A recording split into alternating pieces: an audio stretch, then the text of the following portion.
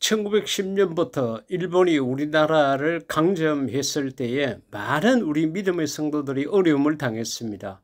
교회를 문 닫게 하고 예수님을 믿지 못하게 하는 핍박이 계속되었습니다.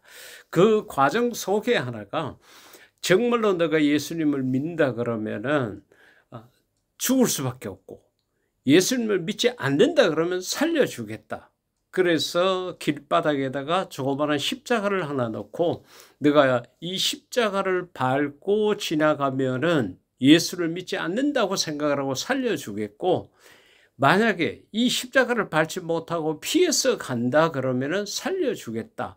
그야말로 십자가를 밟느냐 밟지 않느냐에 생사가 갈렸던 적이 있습니다. 그러니까 우리가 세상을 살아가면서 여러 가지 모양으로 어렵고 힘든 순간을 당할 수가 있는데, 말 한마디, 행동 하나 때문에 생사가 갈라지는 그런 경우가 참 많이 있습니다. 민수기 14장 1절에서 10절까지 말씀을 보면은 여기에서도 똑같은 경우가 있습니다. 말에 따라서 광야에서 죽기도 하고 살기도 하는 그런 경우가 생겼습니다.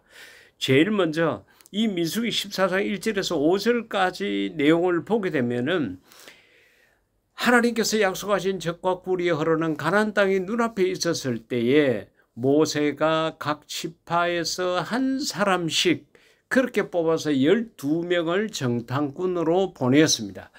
그리고 너희는 가서 그 땅에 살고 있는 사람들이 어떤지, 또 토질이 어떤지, 농사를 지을 수 있는지 없는지 보고, 또 그곳에 어떤 과일들이 열리는지 한 달 열흘, 그러니까 40일 동안 가서 정탐을 하고 돌아오느라, 그렇게 이야기를 했습니다.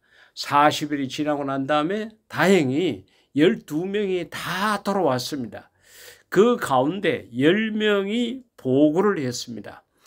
그 나라 사람들은 자이언트다. 정말로 큰 거인들이 살고 있다.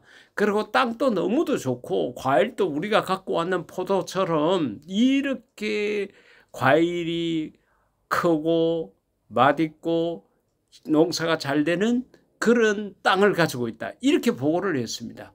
그런데 문제는 그곳에 사는 사람들이 거인이라서 우리가 도저히 싸워서 이길 수가 없다. 저 땅에 들어갈 수가 없다. 그러니까 그 이야기를 들은 모든 회중들이, 백성들이 밤새도록 통곡을 하고 난리가 났습니다. 그 광경을 민수기 14장 1절에서 5절까지 기록을 하고 있는데, 온 회중이 소리를 높여 부르짖으며 백성이 밤새도록 통곡하였더라. 통곡으로 철회를 했죠. 이스라엘 자손이 다 모세와 아론을 원망하며, 여러분 잘 될 때는 지도자에게 잘했다고 박수 보내거나 환영하는 경우가 참 적은데, 무엇인가 불편함이 있고 조금만 잘못되면 전부 지도자 탓으로 돌리는 그런 모습이 이 민수기 14장에서 찾아볼 수가 있습니다. 그래서 그들은 자기들을 거기까지 인도해온 모세와 아론을 원망했습니다. 그리고 그들이 하는 이야기가 뭔가 하면은 우리가 애굽 땅에서 죽었거나, 그러니까 차라리 이렇게 나와서 광야에 죽는 것보다는 애굽에서 죽는 게 훨씬 나았다. 또 이 광야에서 죽었으면 좋았을 것을, 그래 죽고 하는 일을 하죠. 애굽 땅에서 죽었거나 광야에서 죽었으면 좋겠다. 왜 하나님께서 우리를 그 땅으로 인도하여 길에 쓰러지게 하려 하는가? 우리의 처자가 사로잡히리니 애굽으로 돌아가는 것이 낫지 아니하랴.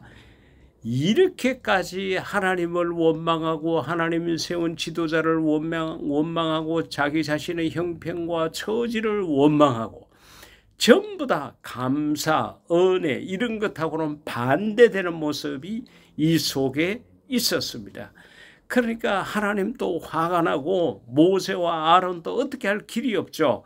그래서 5절 가운데 보니까 모세와 아론이 이스라엘 자손의 온 회중 앞에 엎드렸다고 그랬습니다. 엎드렸다는 것은 배를 바닥에 대고 엎드리고 두 팔을 뻗어서 하나님 앞에 기도했다는 겁니다.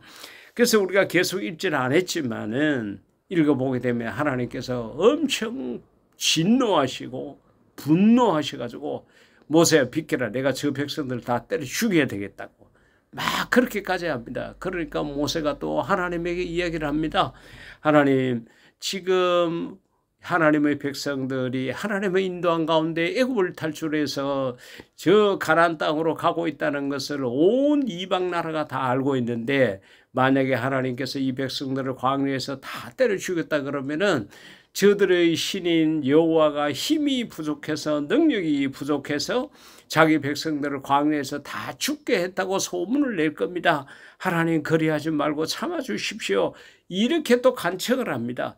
그러니까 결과적으로 하나님께서 모세의 이야기를 듣고 그들을 용서하기는 하되, 그렇게 광야에서 불평, 불만, 원망을 쏟아냈던 이들, 그들 가운데 20세 이상 된 자는 가나안 땅에 들어가지 못하고 광야에서 다 엎드려질 것이라고, 시체가 될 것이라고 하나님께서 그렇게 말씀을 하셨습니다. 또 결과적으로는 그렇게 된 것입니다.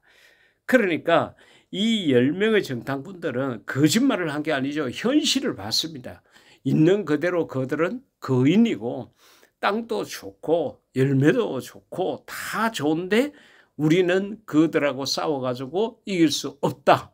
부정적으로 그렇게 이야기를 했습니다.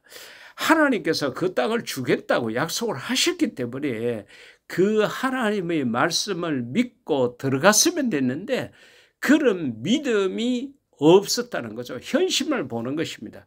우리가 교회도 그렇잖아요. 우리가 하나님이 이런 일 저런 일, 선교에 관한 일, 이웃을 사랑하는 일, 이거 하나님이 기뻐하시는 일마저 하나님께서 우리에게 하라고 하셔서, 그런데 눈을 떠서 우리 교인들을 보니까 우리 교인들은 숫자도 작고 우리 교회가 가지고 있는 돈도 없고 일꾼도 부족하고 이래가지고 우리는 아직까지 할 수 없어. 현실만 보고 주저앉는 경우가 있죠. 그거하고 똑같습니다.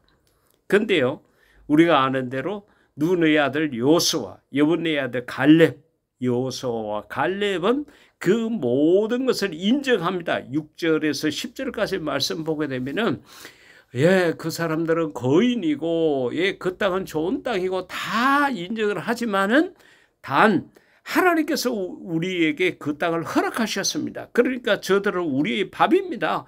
우리는 저들을 이기고 저 땅에 들어갈 수 있습니다. 이렇게 믿음의 말을 하게 된 것입니다. 그러니까 현실에다가 믿음을 더한 거죠. 그 결국은 이 여호수아와 갈렙은 젖과 꿀이 흐르는 땅에 들어가는 그런 복을 받게 되는 것입니다. 사랑하는 예청자 여러분, 우리는 눈이 너무 밝고 계산에 너무 능한 자가 되어가지고 현실을 보고 거기에 주저앉는 경우가 참 많이 있습니다. 그러나 우리 믿음의 사람은 하나님께서 우리에게 뭐라고 약속하셨나, 이것을 살펴보는 것이 중요합니다.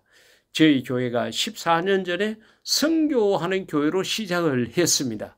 교인들도 20여 명밖에 안 됐고 가진 돈도 없었지만은 하나님이 이 일을 기뻐하시니까 우리가 그 일을 하자 해가지고 했는데, 14년 동안에 해외에 선교를 할 수 있는 건축물, 교회를 비롯해서 유치원, 학교, 교실 이런 것들을 23개를 지었습니다. 교인이 50명도 안 되는데 어떻게 그렇게 할 수 있었을까요? 하나님의 말씀을 믿었기 때문입니다. 현실 앞에 좌절하고 계십니까? 현실을 보고 낙심하고 계십니까? 거기에 하나님의 말씀을 더하십시오. 말씀에 뭐라고 했는지를 확신하십시오. 그리고 말씀을 믿고 나아가십시오. 그렇게 하게 된다 그러면은 요수아와 갈렙처럼 하나님께서 약속하신 그 땅에 마침내 들어갈 수 있게 될 것입니다.